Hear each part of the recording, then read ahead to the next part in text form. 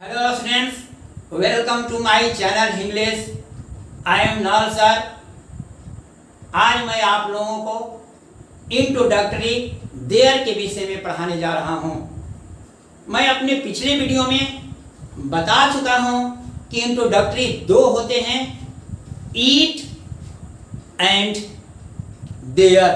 I T it, E A T eat मत समझ लेना, आई टी ईट और there, T H E R E A there, T H E I R वो their नहीं, T H E R E there, जिसका प्रयोग हम किसी सेंटेंस में किसी रियल सब्जेक्ट को इंट्रोड्यूस करने के लिए सेंटेंस के स्टार्टिंग में ही प्रयोग किया जाता है, जिसका अपना अर्थ यहाँ नहीं होता है, लेकिन देयर का अर्थ वहाँ होता है। यह एडवर्ब होता है, लेकिन जब भी हम किसी भी सेंटेंस में इंट्रोडक्टरी के रूप में प्रयोग करेंगे, इसका अपना अर्थ नहीं होगा।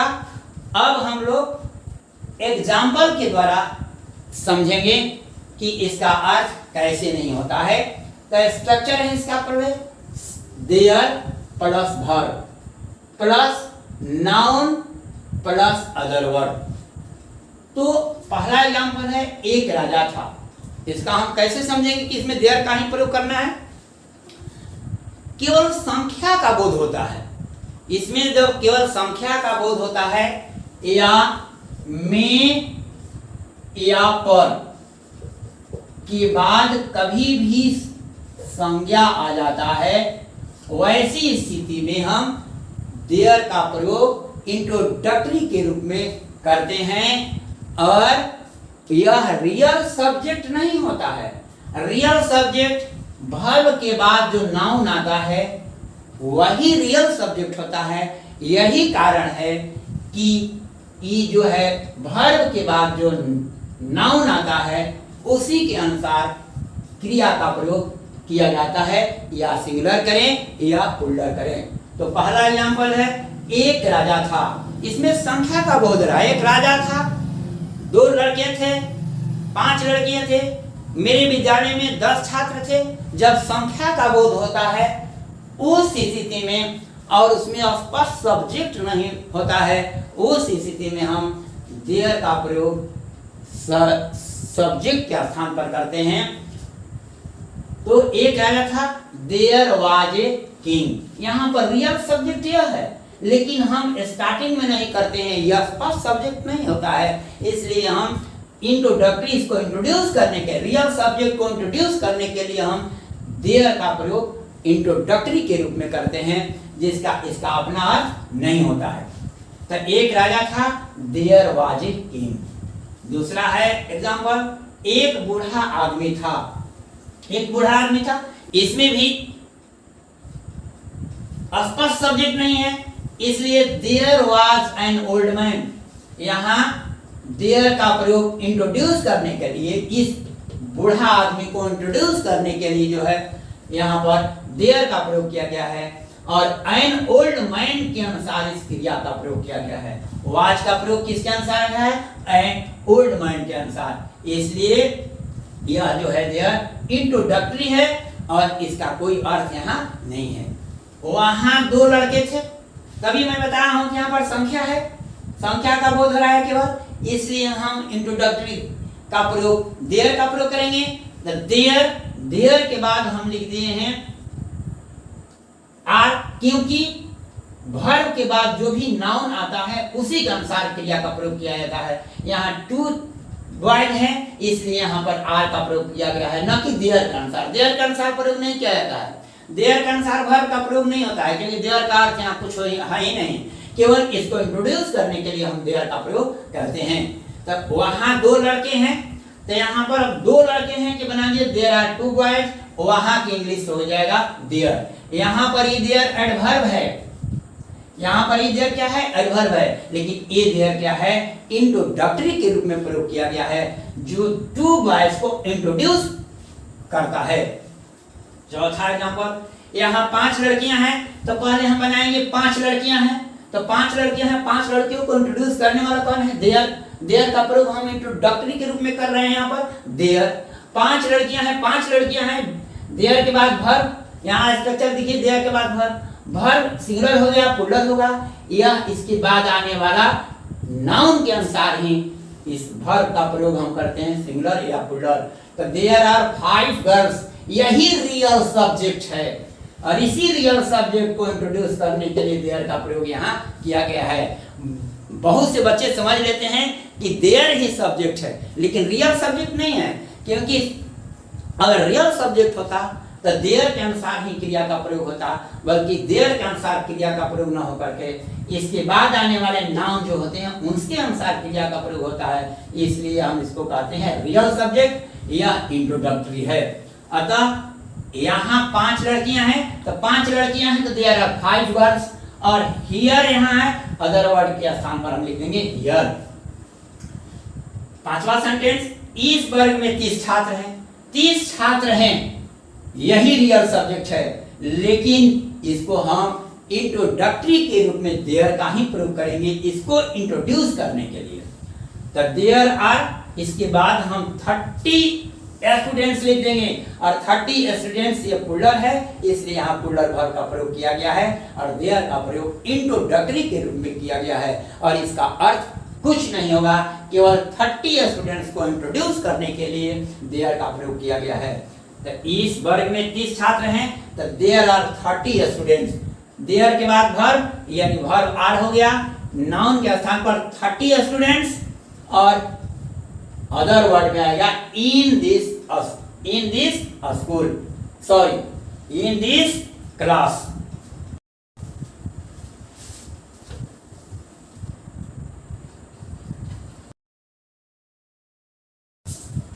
इस वर्ग में 30 छात्र हैं, there are 30 students in this class. अब 6वां एग्जांपल देखिए, मेरे जेब में कुछ नहीं है, यहाँ कुछ नहीं है को इंट्रोड्यूस करना है। यह भी बताया हूं कि मे और पर के बाद अगर नाउन आ जाता है और इसमें स्पष्ट सब्जेक्ट नहीं होता है, वैसी स्थिति में हम देयर का प्रयोग करते हैं। तो मेरे जेब में, मे के बाद कुछ नहीं है, यहाँ एक नाउन है, इसलिए यहाँ पर करेंगे देयर इज नथिंग, नथिंग के अनुसार क्रिया का प्रयोग हुआ है, तो there is nothing in my pocket. Other word के रूप में क्या हो जाएगा, मेरे जेब में, इन माई पॉकेट। अब हम लोग इंट्रोगेटिव सेंटेंस के विषय में पढ़ेंगे, जिसमें इंट्रोडक्टरी के रूप में देयर का ही प्रयोग किया जाएगा।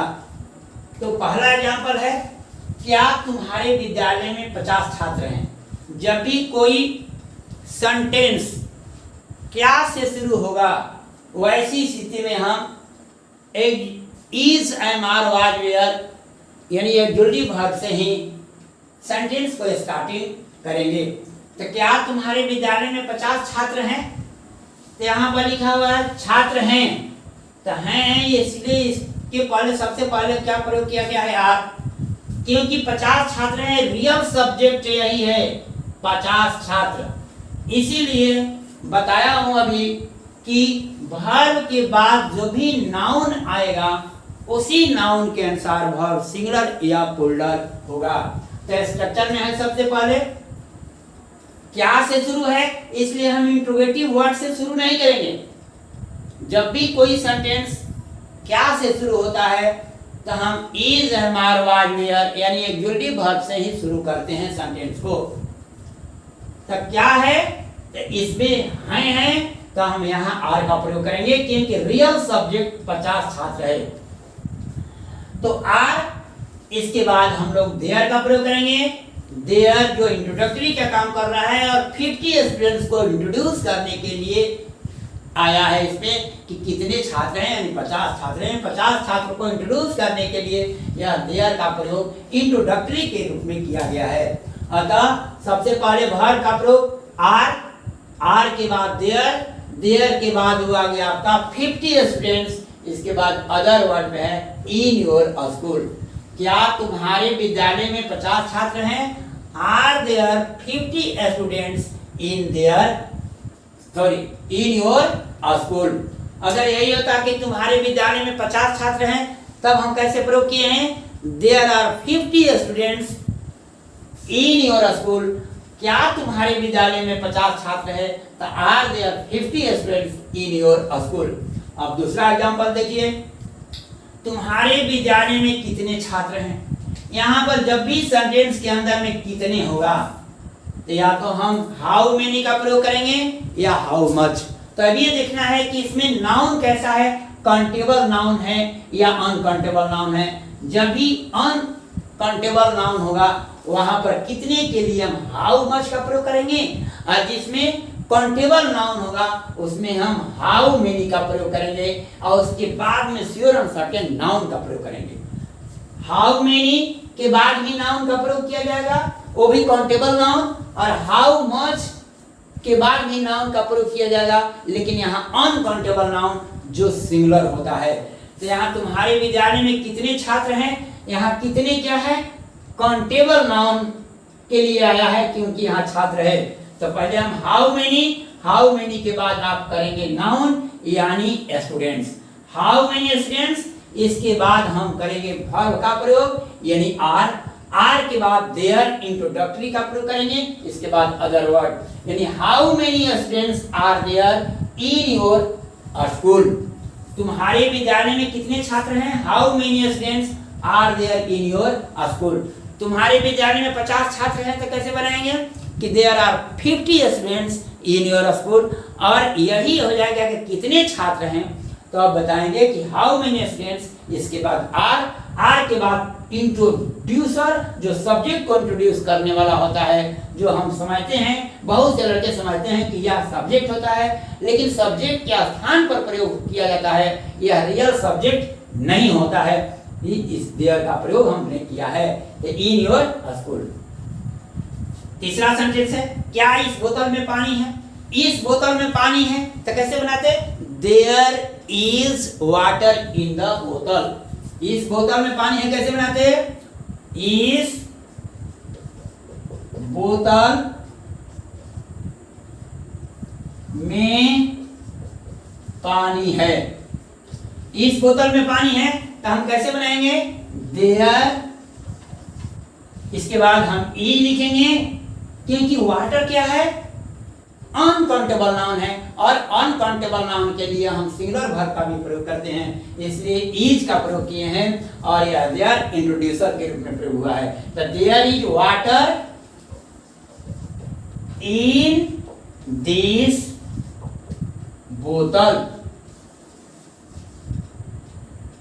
There is water in this बोतल। इस बोतल में पानी है, और यहाँ है कि क्या इस बोतल में पानी है, तो यहाँ पर हम प्रयोग कर देंगे, सबसे पहले क्या शुरू में लिखा हुआ है, इसलिए हम इज यानी इज को हम स्टार्टिंग में लिख देंगे, तब क्या हो जाएगा इज, इसके बाद देयर के बाद हम लिखेंगे water, is there water in this बोतल, इसके बाद क्वेश्चन मार्क्स, और ये सेंटेंस में है इस बोतल में कितना पानी है, तो कितना है, कितना के लिए हाउ मच का प्रयोग करेंगे, और हाउ मच के बाद हम नाउन का प्रयोग करेंगे, और वो भी अनकाउंटेबल नाउन, यानी हाउ मच के बाद हमेशा अनकाउंटेबल नाउन का प्रयोग होगा। तो इस बोतल में कितना पानी है, तो यहाँ पर लिख देंगे हाउ मच, इसके बाद हाउ मच के बाद क्या आएगा, नाउन, काउंटेबल नाउन नहीं बल्कि अनकाउंटेबल नाउन। हाउ मेनी के बाद हमेशा काउंटेबल नाउन होगा, हाउ मच के बाद हमेशा अनकाउंटेबल नाउन होगा, इसलिए हाउ मच, इसके बाद वाटर, वाटर के बाद हम लिखेंगे इज।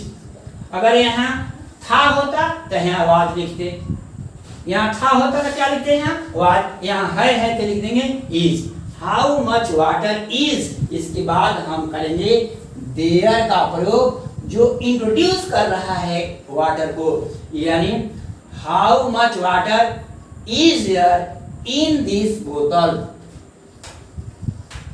इन दिस बोतल, इसके बाद हम लिख देंगे क्वेश्चन मार्क्स। अब आप समझ जाएंगे कि किस प्रकार हम इंट्रोडक्टरी देयर का प्रयोग किसी भी सेंटेंस में रियल सब्जेक्ट को इंट्रोड्यूस करने के लिए किया जाता है। अब आप लोग इंट्रोडक्टरी देयर का प्रयोग अच्छी तरह से समझ गए होंगे। अगर अभी भी कोई संदेह हो तो कमेंट बॉक्स में अवश्य डालें और वीडियो को ज़्यादा से ज़्यादा शेयर करें, लाइक करें और कमेंट करें। अगर चैनल पर नए हो तो चैनल को सब्सक्राइब करना न भूलें। Wish you all the best.